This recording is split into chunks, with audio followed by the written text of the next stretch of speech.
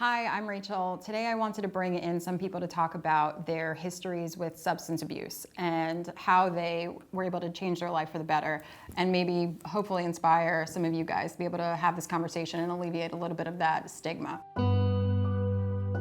The point I realized I had a problem was when I wasn't living up to my fullest potential as a human being. I was unable to show up for life, was unable to show up as a friend, as a daughter, as a sister, as an employee. I knew that if I continued living a certain way, I was gonna be dead before I hit 30. I felt that I could stop anytime, and then I realized I couldn't. I was living with my aunt in her basement, and I was mad at my aunt for having an attitude problem with me. Remember, I called her and I was like, I think I have a problem. And the moment I said it, I was trying to scheme her. The moment I said it, I remember I started sobbing, and I was like, oh no, I have a problem. It was really difficult for me to consider myself someone struggling with addiction until I actually began the recovery process. It was something that was like really hard for me to grapple with.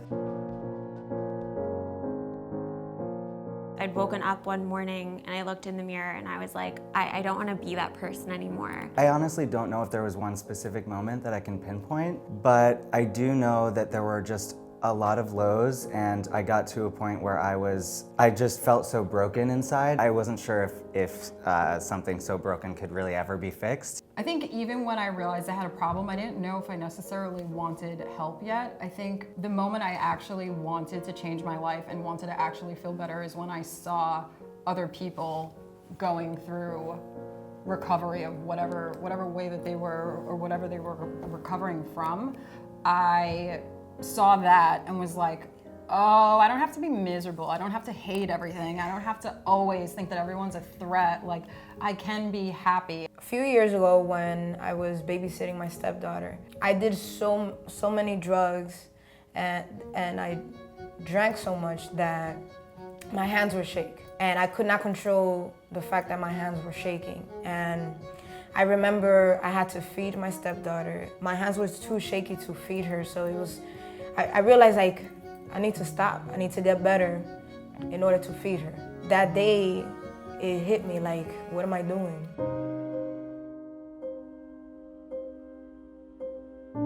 What worked for me was I went away to treatment. I needed to go away and physically get out of my environment that I was in. But when I came back from treatment, I sought out the help of 12-step rooms, and that just has worked for me for the past few years.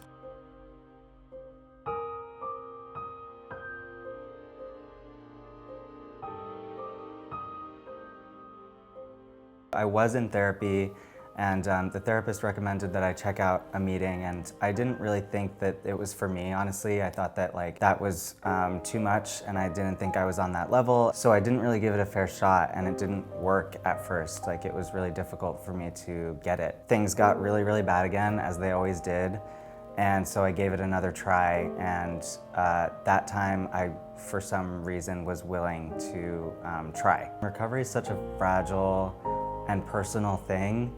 I think it really is different for everybody, and I know so many people who do it, in different ways, and it's just about finding what works, I think, for you. When I was looking for help, I think the most beneficial thing was telling people I needed help. I had so many people calling places saying, can we get her in here? Can we do this? Can we blah, blah? And I remember I had a choice of going to a halfway house in Harlem or staying at my aunt's house. And I remember I initially made the choice of going to the halfway house in Harlem because I was going to go right back into what I was doing. I had I think 60 days off all my meds and stuff like that. And I made the decision to actually stay with my aunt, even though I was really embarrassed and didn't want to. And I stayed in her basement. I got picked up every day by this van, and I went to an outpatient recovery thing for mental health, and I did that I think for 6 weeks, and it was so great just to talk to people all day. And I think I just kept going to new things after that. I went into the rooms after that. I went and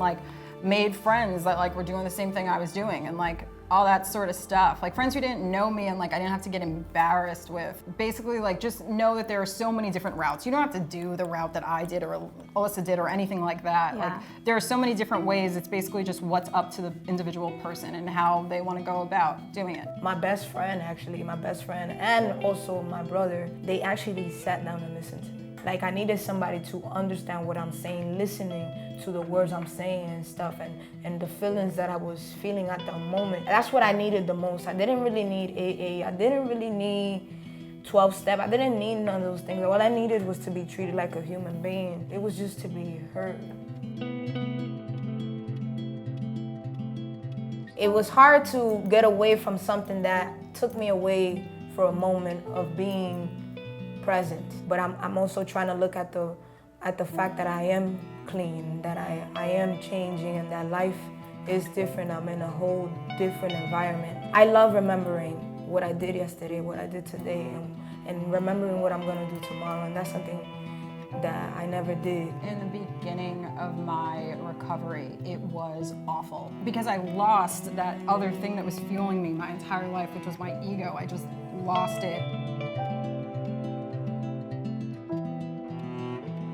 Alcohol is a social lubricant, and so for the first year or so of my sobriety, it was a little bit hard.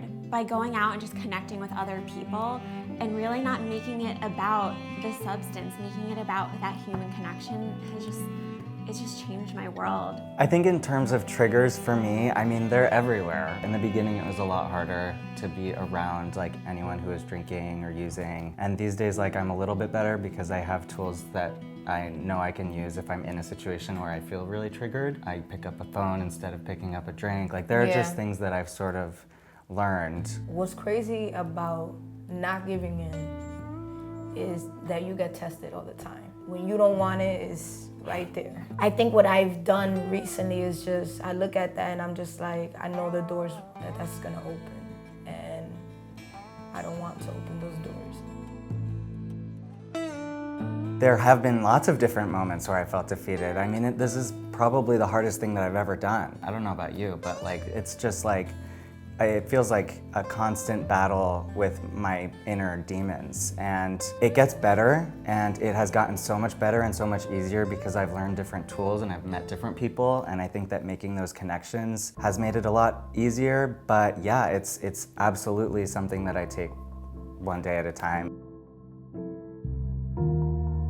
I can be a daughter today to my parents. I can show up as a sister. My friendships are better. Frankly, I didn't have relationships when I was, a hot mess. My relationships are so full and rich today. I'm building up a relationship with myself. I'm like repairing the relationships that I ruined in my using and in my addiction. That's really like all of what life is to me, is like the connections that we have with other people in our lives. And for so long I was just sabotaging those and sort of like self-destructing all of them because I was like out of control, and I didn't know how to have a healthy relationship. My relationships are so different. I mean, like friends, family, like I'm not even nervous. I'll go up to anyone. I can be a shoulder for you to lean on. It doesn't matter because I'm so secure in myself, and knowing that I can now also say, because that big ego part of me has gone like, hey, I messed up, or hey, this. Knowing that like I'm just a person and I'm literally trying my best. Doing things like this and helping other people, reaching out to others, not putting myself in those same situations. I think a lot of the people and things that I was associating with kind of had to stay back in that old life. The thing that has helped me stay sober is that I'm partially blind in my left eye. I don't see the world as I used to, but I'm more open. There are 3 key things that have kept me sober, and this is just me personally. Playing the tape forward. So just like knowing, all right, if I take that drink, then what's gonna happen? X, Y, and Z are going to happen if I take that drink or drug. 2, having somebody to be accountable to. It is so important and crucial. And 3, like reaching out to other people, and like there's a whole community of other sober people out there. I think that what has kept me from using again is honestly, like 12-step recovery is really a huge part of this journey for me, and the community that I've found there.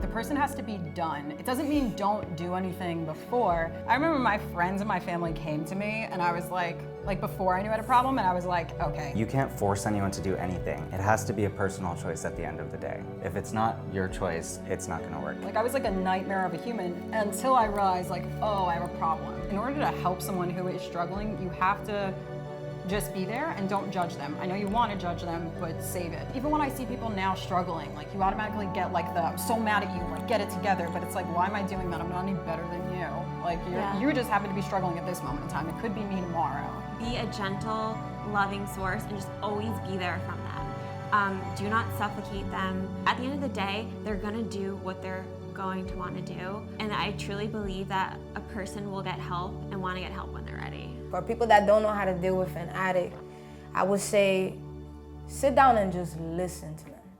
That's all they really need. Listen, be patient.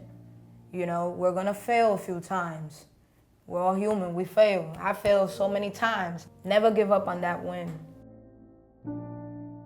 I think there's a lot of misconceptions about people who are sober. I think there's like a dirty word around addicts and alcoholics. I'm young, I got sober, and my life wasn't over. In fact, it gave me a life back. I've seen so many people around me like affected by addiction, whether it be just even like their loved ones and it's not happening to them and they have kind of no idea what to do. And I think that's what happened for me. Like I realized I had a problem and then all of a sudden I was like, how do I even navigate any of this? Like, I don't even know who to talk to. I needed help as an addict. I just feel like it's important to be raw about your situations. I lived in a world where I believe I didn't deserve help. I know that when I was going through all of my struggles and like the trials and tribulations of figuring out this whole addiction journey, it was really helpful for me to see people who were in recovery in the public eye, and it was really inspiring to me. And I remember wondering how they did it and wondering how they got there and wondering how they got help. It's a really vulnerable thing, but it's definitely something that I want to be able to help other people with. Nothing should really be weird for us to talk about. Like we should just be able to say like, I'm having a hard time, because I may have a hard time 6 months from now and then I'll be fine and all that sort of stuff, but I need to be able to talk and be open, and it's really different for everyone, but we don't have to make it some big secret.